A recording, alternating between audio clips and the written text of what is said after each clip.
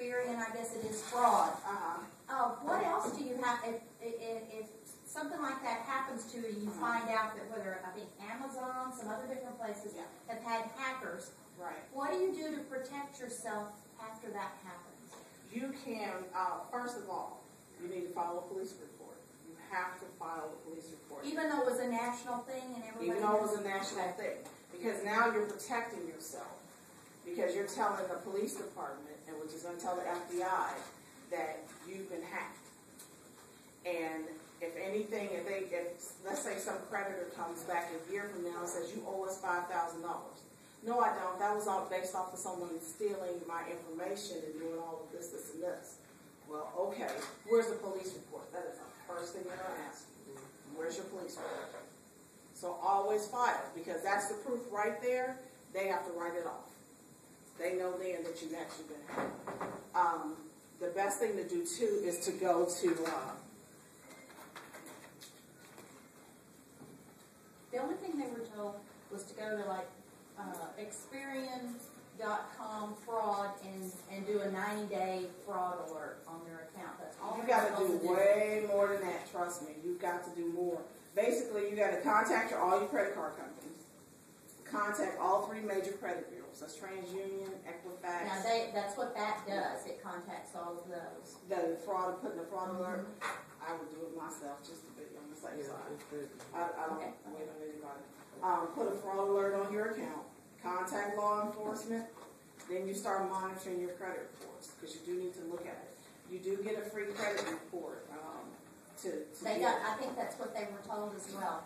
Is that whatever company it was going to provide a free credit monitoring, but they didn't say for how long. And I think they should be told for how long. Really and truly, they really should do it like a year because I mean these things cycle through. It takes time for it to come. I had a checkbook stolen a year and a half later. Right. They started writing checks. And I had to go in and have to have my handwriting analyzed. Yeah. And it was a year and a half. It's a pain. If you've ever seen that one, if you guys look up on NBC, where the boy who was 17 years old, his father stole his identity, and his father filed bankruptcy on him twice. He had businesses up under his name. He had a criminal background, all kinds of stuff because of his father. So he was no longer able to work for the airlines because of all of this information. So yes. That's why I always tell people at least pull it 2 or 3 times a year because you never know who's doing what on your credit report. And they look for people who don't look.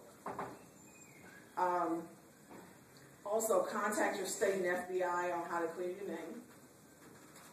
Consult an attorney. Just talk to them and tell them so that they can talk to you too. Contact the identity resource for psychological help because it does, for a lot of people, they have issues because, you know, like the one guy, he didn't get his name cleared until he was 27. From 17 to 27 years old, come on. He couldn't clear his name.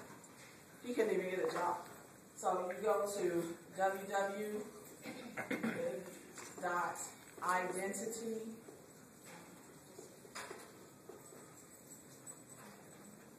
Excuse me, it's ID theft, sorry.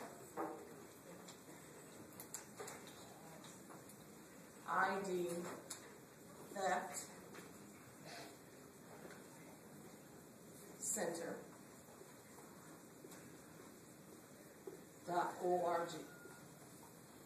This is annual credit report. I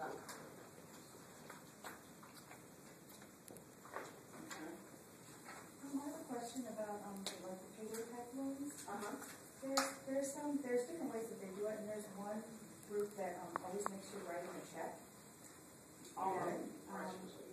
Well, some of them it's a bank draft, some of it is. Yeah. But the ones that they say that because you've written a check and it's no good, that they can turn you in for writing a bad check. That's not true.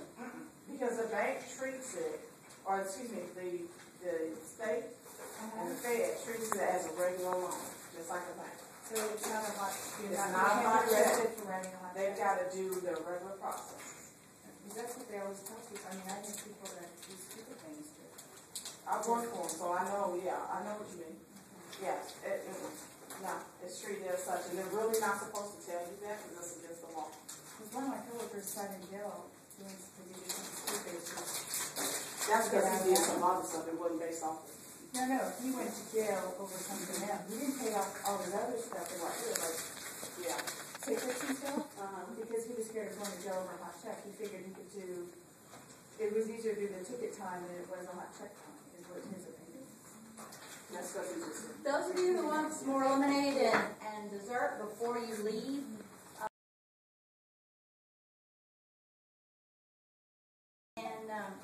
we enjoyed you being here, but there's another, we're not the only ones in here, there's going to be another class in the next 3 or 4